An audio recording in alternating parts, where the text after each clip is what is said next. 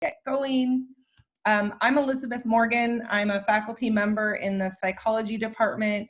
I also generally oversee the Safe Zone committee on campus, and we do workshops for all folks involved in the campus community. I will turn it over to Michelle. Hi, everybody. I'm Michelle Scecina. I'm an assistant athletic director here at Springfield College in the athletic department. I'm also one of the Title IX deputy coordinators. I work with our student athlete leadership team, and I do compliance, which is eligibility, and following all those fun rules. So I'll turn it over to Daisy to introduce herself next.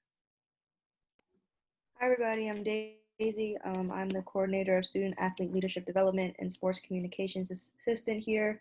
I just got here 3 months ago, so I'm excited to be a part of everything and just continuing to get to know Springfield College and its campus. So, and now I'll popcorn to Nina. Thanks, Daisy. Hi, everyone. I'm Nina Winsick. I'm a second-year athletic counseling student here at Springfield College. Excited to be here. I'm currently doing my master's thesis research in a similar topic area, looking at the experiences of trans and non-binary athletes in sport. So I'm excited to be talking about this topic tonight with all of you.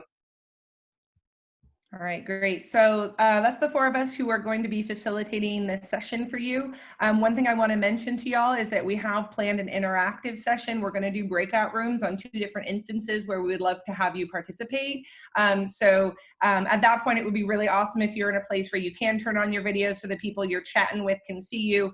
If you don't feel comfortable doing that now, and definitely plan on unmuting yourself and participating in those conversations, because we hope to have some participant-generated ideas that we then bring back to the larger group. We're also going to ask you to contribute via the chat as well, so you're welcome to use that feature, whether you do it to the whole group or to me privately. Again, Elizabeth Morgan. I should probably have host after my name in the chat. We are going to be doing 3 segments with you tonight. That's our plan as far as the 1-hour presentation that we're going to be doing. One other note, in case I forget to tell you later, is there is an associated packet of resources that we're going to provide with this session that will be available via seat at the table. So that is something that you can keep an eye out for and look for as a follow-up, so you can keep learning after you engage with us tonight. So one other thing I'm going to do throughout the night just to keep us on our toes is I'm going to share my screen occasionally so you can have a bit of a visual through a PowerPoint, but then I'm going to pop that off. So we're going to be going back and forth between that, which means I'll hijack your screen every so often, but I think it'll help you kind of stay on track with us and where we're at. So I'm going to go ahead and do that right now so you can see a little bit about the structure, and we'll get into our first segment tonight. So, all right. So welcome again. So this session is called Fostering Inclusion of LGBTQ+, so IA and a lot of other potential acronyms who are part of this community, individuals in athletics. And when we're looking at our main goals for this evening, we have 3 of them. We want to start with just a little bit of knowledge gaining about the LGBTQ+ community. That's a part that I'm going to facilitate briefly so we can make sure we're kind of all on the same page with terms and concepts and ideas. Second, Michelle is going to be helping you with thinking very specifically about inequality experienced by LGBTQ+ individuals in athletics. This is a session where we're going to do a little breakout so we can generate some ideas there. And then the third session is going to be led by Nina and Daisy, who we want to make sure that you take away some action items from this session to think about what you can do and what you can be a part of to help improve the inclusivity of LGBTQIA athletes. So I'm going to go ahead and keep the PowerPoint up and move right into our first session here, the gaining knowledge. What you see on your screen in front of you right now are a bunch of different terms. I'd like for you to take a look at them and just mentally note as you go across the grid, which terms are you familiar with? Like you know them really well. You might even be able to provide a definition to somebody else. What are some terms you're like, I've heard it, I kind of have an idea, but I'm not super confident? There might be some terms in here that you've heard before, but have no idea what they are or a very little idea. And maybe there's a couple of new terms. So what I'd like for you to do is go ahead and scan through these terms. And what I'd love to have you do is in the chat, go ahead and add terms in there that fall in those last two categories for you. That I've never seen this term before category, or that I'm pretty sure I've heard it or seen it, but I don't know what it is. So I'd love for you to just add things into the chat. Again, you could private chat, you could group chat, and that way we can start to identify what some of the newer terms are.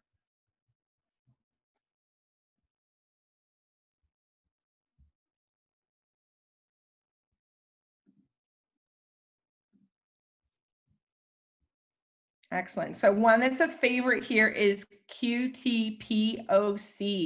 Yeah. So QTPOC is another acronym like LGBTQ, but it stands for Queer and Trans People of Color. And one of the things that this term introduces and reminds us of is that the LGBTQ plus community is not homogeneous with regard to a lot of factors, including race. And so we see people of different racial backgrounds and people of different ethnic backgrounds, people of different, then we expand beyond that, religious backgrounds and whatnot, who fall into that category. So that's a good one. I'm also seeing cisgender pop up a bit. That's a very common term for people to not be as familiar with. Great. Intersex, pansexual, genderqueer. Awesome. Thank you all for participating. This is really helpful to see where we're at. So if anyone else has any other term they've identified, we've only got a couple in here that are following in the chat. All right, so go ahead and keep adding those.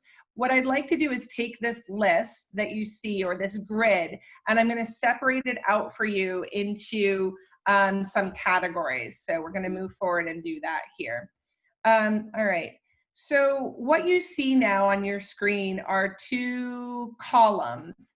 The columns are representing different conceptual categories. The column that you have on your left there, sexual orientation, are the terms in the grid boxes that have to do with who you may or may not be interested in being sexual with or maybe romantic with.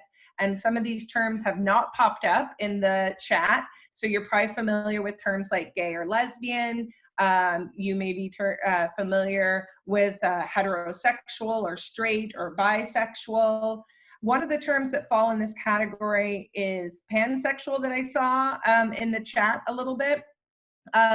This is a term that people use as an identity label to describe being more interested in the character or the personality of an individual and who they are, their values and beliefs, attitudes, behaviors, versus necessarily their gender or their biological sex or the sex that they were assigned at birth. And so that's a common way that individuals who identify as pansexual might describe it. Not everyone necessarily, but that's common.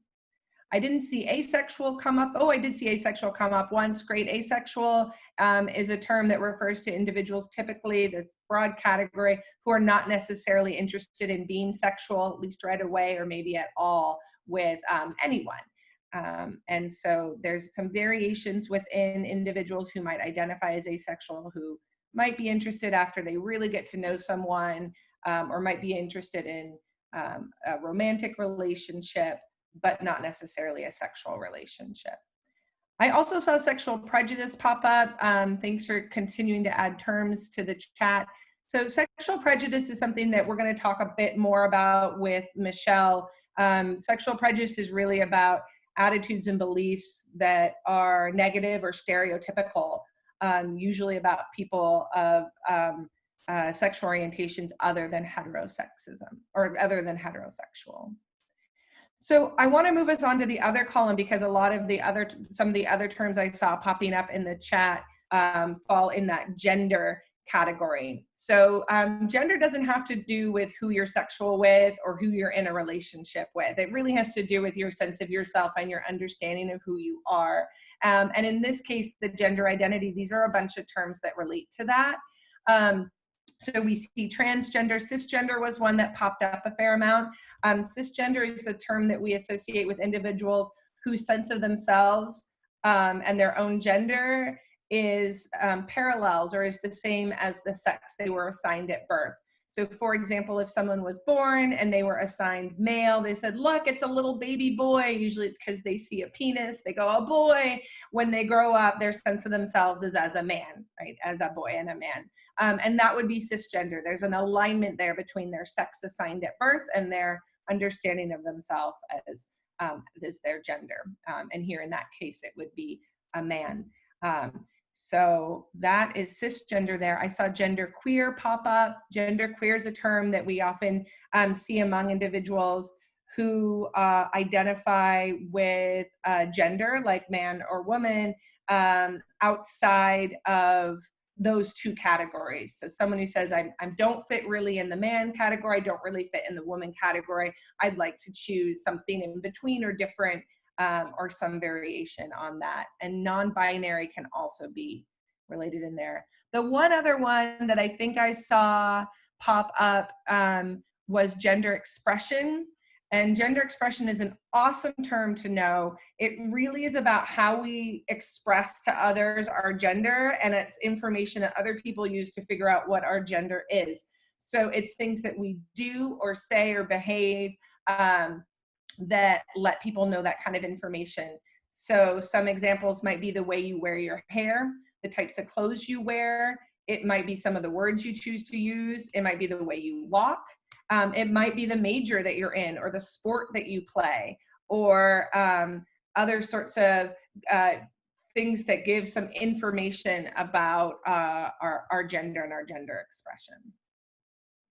All right. So before I move off of this, I want to show you a really nice tool that can be used to kind of sum up what we just talked about and then think about it more deeply. And this is the genderbread person. This is in the packet that you're going to get through Seat at the Table. The genderbread person is a lovely, cute little cookie who helps us remember that we have different attraction, we have different biological sex, we have a different understanding of our gender and ourselves in our head and our brain, as well as our expression over our body. And as we take each of these categories, we can make them really complex by thinking about so many different ways that these can be expressed. And on each of these, there's a continuum and there's an infinite number of different possibilities related to this. So as we continue our conversation to think about issues of sexual orientation and gender identity and gender expression in sport, I wanted to make sure that we all started off with a really good understanding of the complexity and the number of different ways that all of these things can be experienced by individuals. Know that that happens within athletes in sport. Know that there are members of athletic teams and groups that fall in all areas of these continua. And that's one reason why we're hoping to foster greater inclusivity so that individuals who fall anywhere on each of these different lines can feel accepted and can thrive in their sport experience. So with that, I'm going to turn it over to Michelle to talk about the next section. Thanks, Elizabeth. So we're going to talk a little bit about some of the inequalities that exist for LGBTQ athletes. And the goal of this section is to understand and identify some stereotypes and discrimination, specifically within athletics.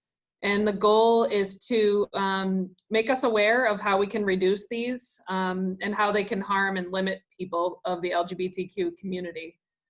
So at this point, we're going to put you into some breakout groups.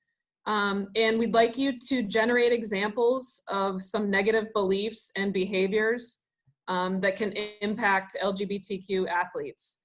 And we're going to ask you to do that from 3 different perspectives, from teammates.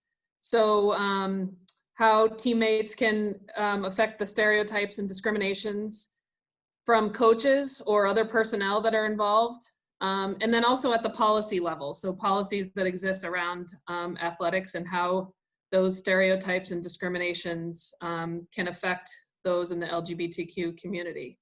So Elizabeth is going to put you into some groups. She'll give you a couple cues to remind you what you're going to be doing in these groups, and I'll give you one more reminder here. So we want you to generate examples of stereotypes and discrimination within athletics from 3 different perspectives: teammates, coaches, and policies. All right, so we'll bounce around as well, those of us who are hosting, so go ahead and join your rooms.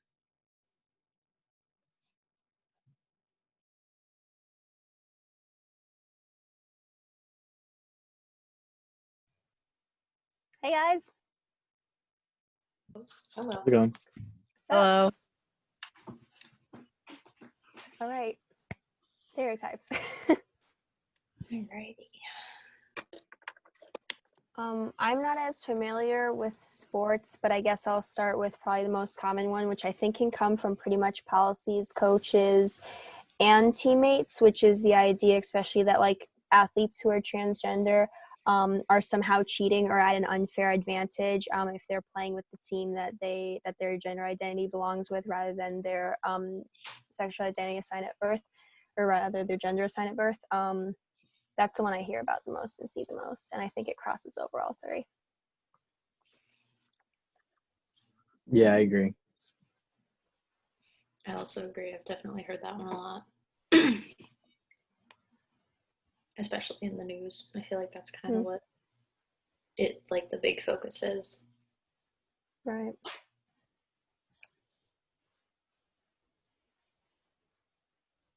Also, if like somebody's like, if a man is gay and he's in a changing room with his other male teammates, or if a woman is gay and she is in a changing room with her female teammates, sometimes people will have this false belief that like they're looking at them, like somehow they're like eyeing them and everything. That's one I've actually heard come from our campus from multiple athletes before, which is kind of shocking.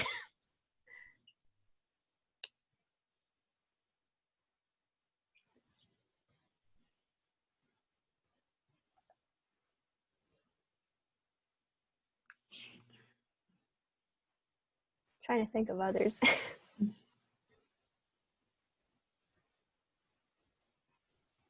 I mean, that's funny that you say that, because my junior year of when I played football, my junior year in high school, well, I played all 4 years, but yeah, it was my junior year. We had so we played. I don't know if you guys are. You said you weren't familiar with sports, but we had this guy who played linebacker, which is like it's like a manly position or whatever, and he was like super gay.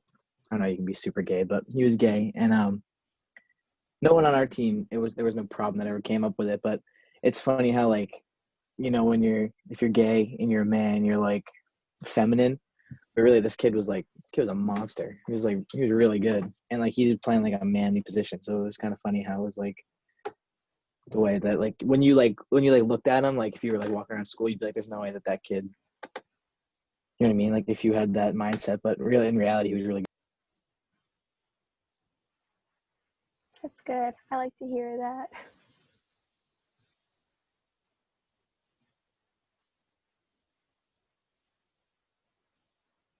And I guess that kind of ties into with like the idea of what's like more masculine or feminine sports, or more masculine or feminine positions. Like even just the stereotype that people believe that, like, for example, softball is a very like lesbian sport. Like if you play softball, you're a lesbian automatically. So there's that too, just the stereotypes of who you are depending on what sport you actually involve yourself in. There's also like basketball too. I feel like there's like a lot of basketball players are lesbians, and people stereotype that a lot. Yeah, I mean, they definitely stereotype like gymnastics as more of like a women's sport, but there are like men's teams. I mean, we have the guys team here. I'm actually a former member of the girls team, so you know a little bit about that.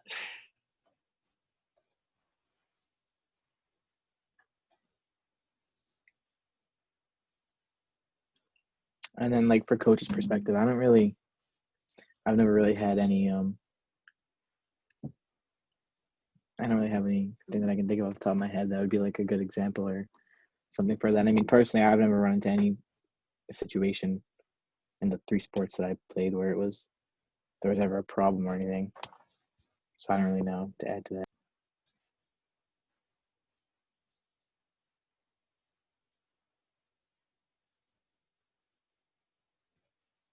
I know on campus, it isn't necessarily like a discrimination thing because I think that they were trying to be affirming, but one of my friends is transgender, and he is in a swimming class where he was the only person put into the deep end of the pool because A, he was a strong swimmer, but B, because I think he was in a class of all women, and then it was just him, so they might have been trying to affirm him by like being like, you can be like a big strong man, go in the deep end of the pool because there wasn't a lot of space due to COVID and everything.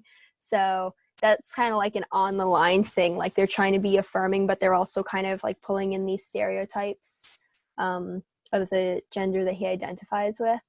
So that's kind of one of those weird on the line things.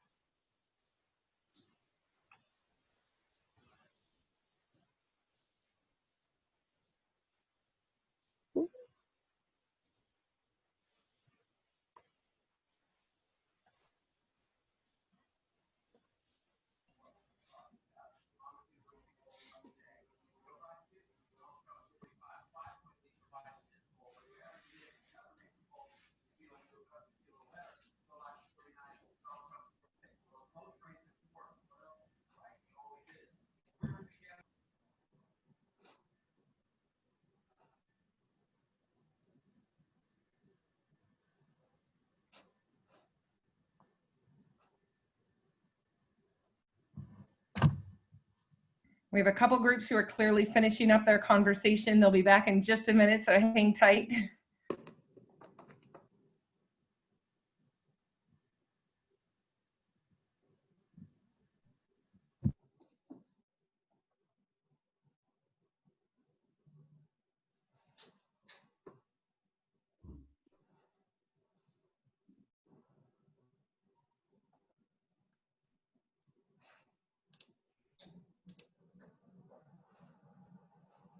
I think we're good.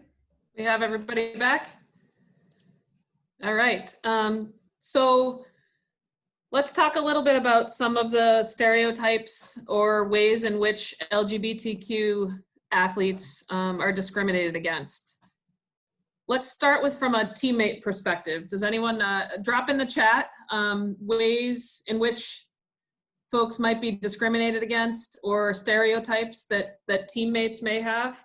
If anyone has any thoughts, go ahead and drop them in the chat and we'll discuss a little bit. Hopefully you talked about some things with your breakout group there and your group of 4.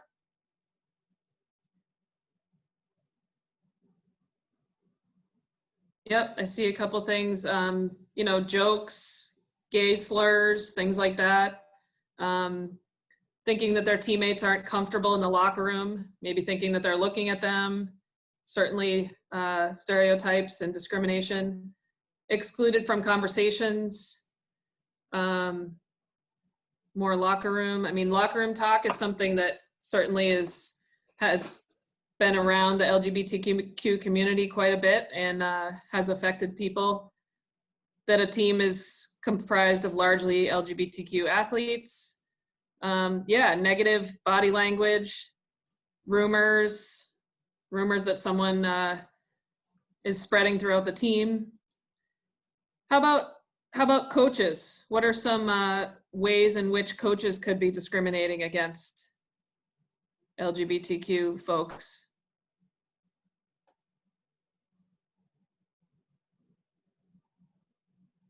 Yep, less playing time. Maybe coaches are treating people differently, knowing that they're part of the LGBTQ community, maybe not selected for a leadership role. I think not reprimanding, that's a good one. Not reprimanding teammates for using slurs, also making jokes. Yeah, I see a good point there that coaches can be victims of discrimination too. I think these are all, you know, certainly ways that LGBTQ athletes are discriminated against. Hearing coaches who ask certain illegal questions during recruiting. Yep. I mean, things that are identifying people certainly should not be part of the recruiting process. And limiting opportunities. Those are all great points there. How about from a policy level? Did anyone have some discussion about policies that could be affecting LGBTQ. Transgender, non-binary may not be allowed to play on the team that they identify with. Yeah, I mean, that's a big topic right now amongst high school sports. There are policies in the NCAA for transgender student athletes, not allowing transgender students into locker rooms, maybe also not having a space for transgender athletes. Policy regarding locker rooms and access. Yeah, I think locker rooms is a big one. And then not strong enough consequences that goes right along with, you know, not standing up or not having a policy against, you know, slurs and things like that amongst teams. Anything else from a policy level that anyone discussed? Uniform, yeah, that's certainly something that could come into play. And whether or not trans rightfully deserve their wins. I know this is discussed in a lot of classes. The transgender students who are competing in track and field in Connecticut. I know that's something that's been a topic that a lot of people have discussed, and at the NCAA level as well. So I think these are really important to kind of know so that we can support our LGBTQ student athletes, whether it's here at Springfield College or outside of this community, but things that really affect people and you know, their mental health. I think you've probably all heard about the mental health of the LGBTQ community in general and how important it is that they're supported and they have a group that they can be around that supports each other as well. So I think the next step is going to be kind of talking about actions that we can help to improve that experience for LGBTQ student athletes and athletes in general. So I will turn it over to Daisy and Nina to get that next activity going. Perfect. Thanks, Michelle. And then, yeah, just my tidbit with that is just, you know, just as we were talking in my group, is just to remember that, you know, just allow people to be who they are and express themselves freely. And it's just really important that, you know, you create that safe space. And we're going to talk about how we can continue to create a safe space for our LGBTQ community peers on campus and world round. So the next part we're going to talk about is we're going to talk about identifying actions that you can take. Oopsies. We're going to talk about identifying actions that you can take to improve the experiences of the LGBTQ plus athletes. And so our session plan is we're just going to generate ideas about things you can do given your role on campus or in the community. So disclosure, you all can read, but I'm going to read for you as well. We are using the term ally to define what it means to be an ally in the LGBTQ plus community. We understand there are many ways to define this word, but we want to know what you believe being an ally to LGBTQ people on campus beyond would mean. So in our breakout rooms, we're going to talk about different ways that we can educate yourself, support LGBTQ people, and then actively fight prejudice. So we're going to have that same format where we're going to break into our 4 breakout rooms. And again, Elizabeth will send notifications to the top about the topics that we should be discussing. And we'll come back and Nina will help host that discussion together as a group. Yeah, and I will thank you, Daisy. I have one more thing just to add before you head in there. Try and discuss things perhaps that you can stop doing, things that you might start doing, and things that you can continue doing. So those 3 things might help guide your discussion a little bit. We'll see you soon.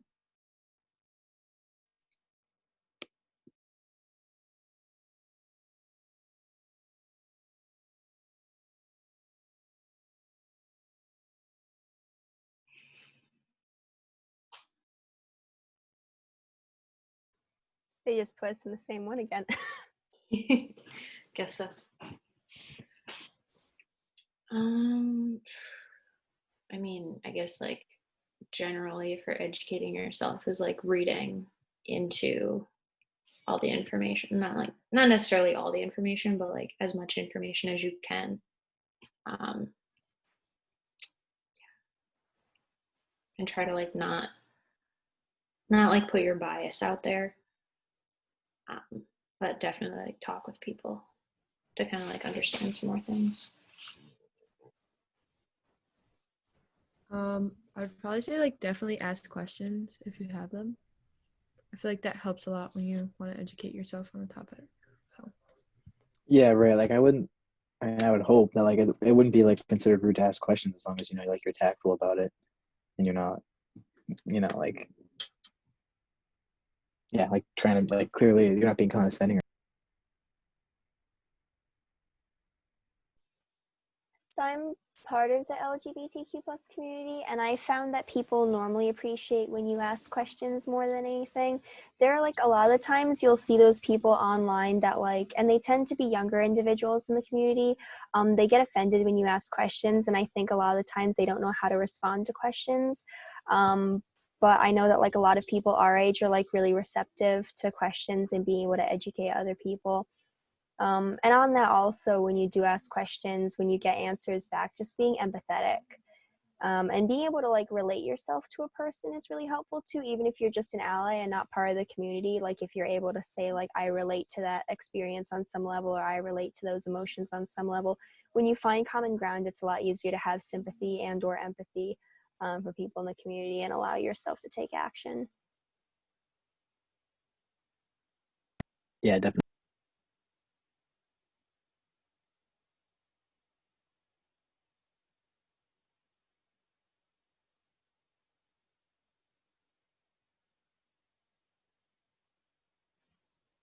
To be honest, like also in terms of resources and just learning things, there are a lot of, and I know this sounds kind of silly, but there are a lot of like Instagram pages run by therapists and different like people who are like in the know and like really educated on a lot of these topics, whether they belong to the communities or not.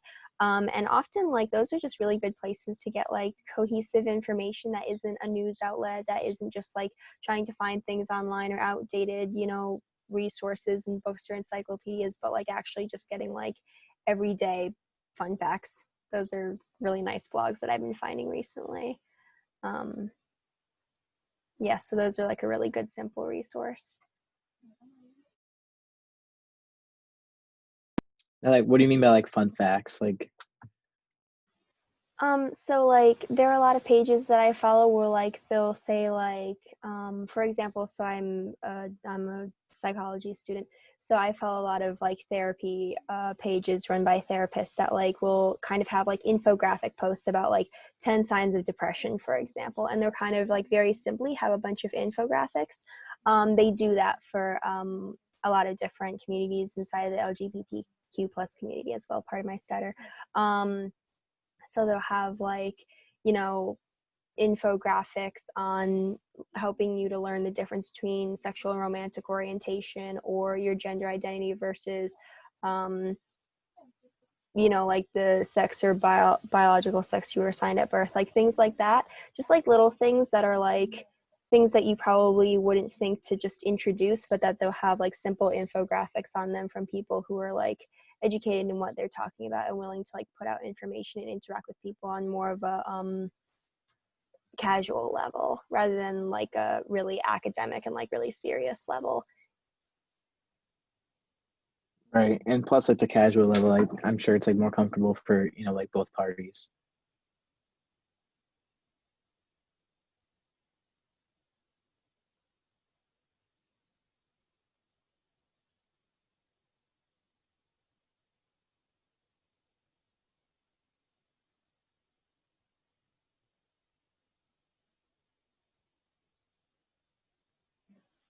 And I think in general too, like getting yourself involved, like we have the GSA on campus. I know that they're not like super into advertising themselves right now just because of COVID and everything. It's hard. But they're like an all-inclusive group for like anybody from any community to come and join, whether you belong to the community or are an ally or just curious. So they're a good thing to get involved with. Just like there are a lot of different things on campus you can get involved with. That'll just help educate you on all sorts of different people or all sorts of people on different backgrounds and walks of life. And especially with Springfield College being a school that focuses so heavily on athletics, it's nice because you almost always get that viewpoint of athletics wherever you go.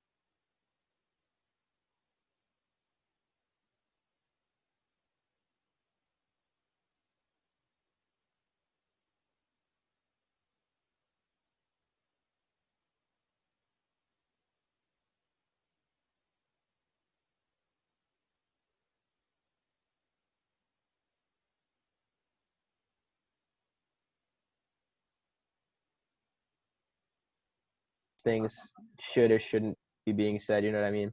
Gotcha. But it's kind of just getting that respect, like mutual respect between teammates type of thing.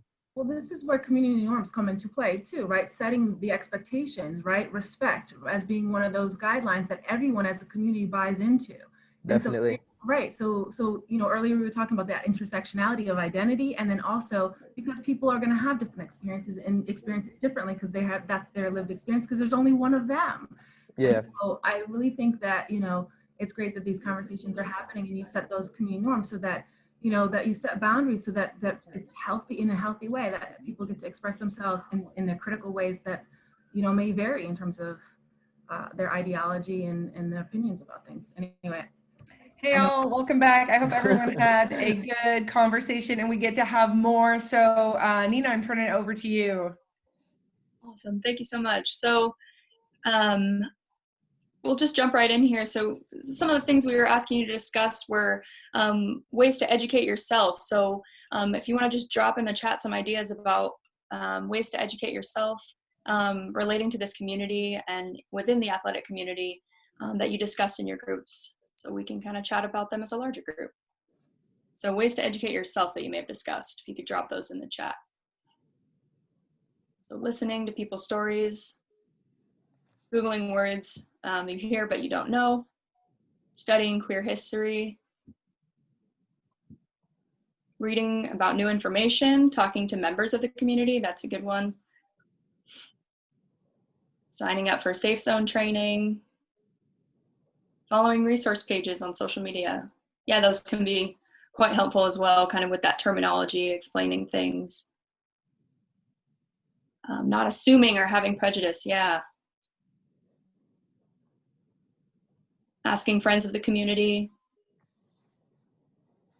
Yeah, I appreciate confronting thoughts.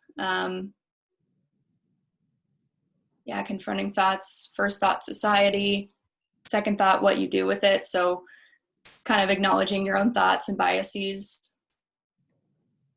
Conversations with members of the LGBTQ plus community. Getting other perspectives, talking, reading, watching. Finding a platform that works for you, yeah. So whether that be books or podcasts or social media platforms, using gender neutral language, yeah, that can be really helpful. I think someone had mentioned on athletic teams assuming folks' gender, not asking, so that's a helpful thing, using gender neutral language. Books, shows, movies, etc. Attending meetings and events like this, kind of a discussion. Asking questions to educate yourself.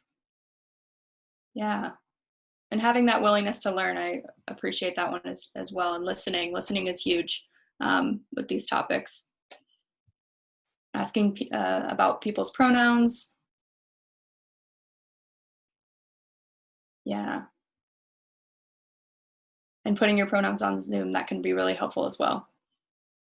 Awesome. Thank you to all who shared. So we'll jump into support. So, one way that you kind of discuss support for LGBTQ athletes in your groups. So beyond educating yourself, how can you step out and lend a hand of support? Normalizing language, okay, by using it. Stopping rumors, that can be really helpful. I know we talked about in our group just about rumors associated with folks of the LGBTQ community, stereotypes, treating people like a normal person and having their identities, whether sexual or gender identities, not affecting how you treat them. Yeah, taking time to educate yourself is an act of support as well. And creating a safe space on the team. Yeah, I appreciate this one about ignoring microaggressions as a microaggression in itself. So kind of if you hear negative comments or stereotypes being made, that just by ignoring it and kind of letting yourself be a bystander is not really an active way of supporting folks of the community. Being an ally, even when someone in the LGBTQ plus community isn't present. supporting the fight for rights of the community, definitely. Great, thank you. And then in terms of, any other ideas about being active in the community, as well as things that maybe you discussed that you would stop doing or start doing or continue doing that you had in your discussions, if you'd like to share in the chat.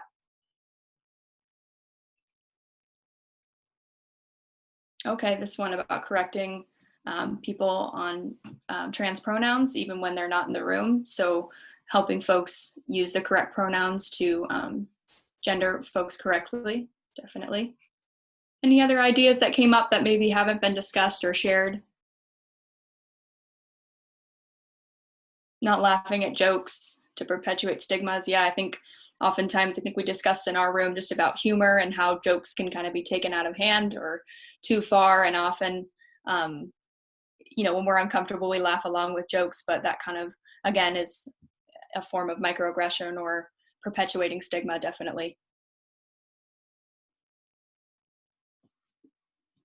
Any other final thoughts here about this topic? Awesome. Well, thank you all for your participation. I'll pass it over to Elizabeth. All right, great, thanks. So what I'm happy is that we have a little bit of time left for comments or further discussion or questions. One small question that came up at the end of the session on concepts was the difference between gender fluid and gender queer, which is a nice one because that's a very sticky difference. There may not be a lot, right? They are two different terms that people might use to describe themselves related to their experience of their own gender.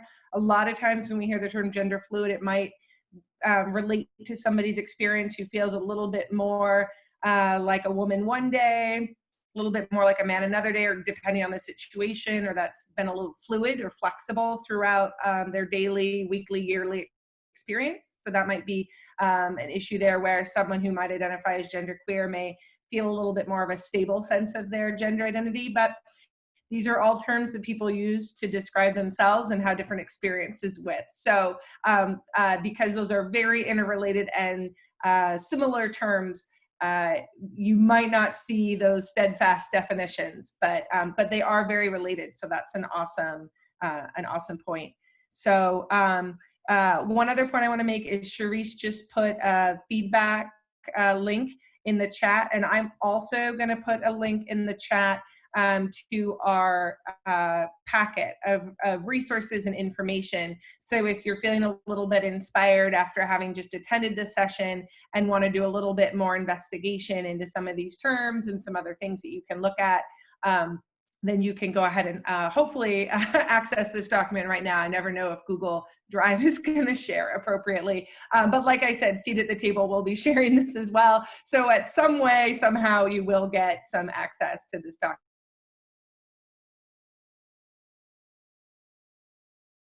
Thank you so much. I appreciate that helpful feedback. All right. So yeah, so if there are additional questions that you may have about policy, questions about resources on campus, ways to further educate yourself, other sharing that we want to do, we have a little bit of time left in order to put those out there. So feel free to add something in the chat or unmute yourself if you want to ask.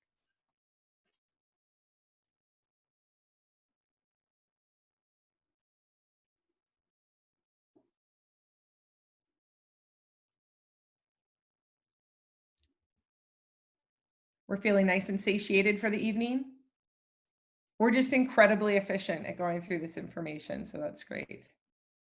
All right, well, I'll stay on for a few minutes if anyone wants to have a bit of a conversation or continue on, but I do want to make sure and thank you all for attending. Appreciate your participation in our workshop as well as Seat at the Table more generally. I hope you have the opportunity to go to other events and workshops throughout this week because there's some really fantastic stuff going on. So I hope you all have a good rest of your night, a good rest of your week and semester and all that, and do good work. Take care.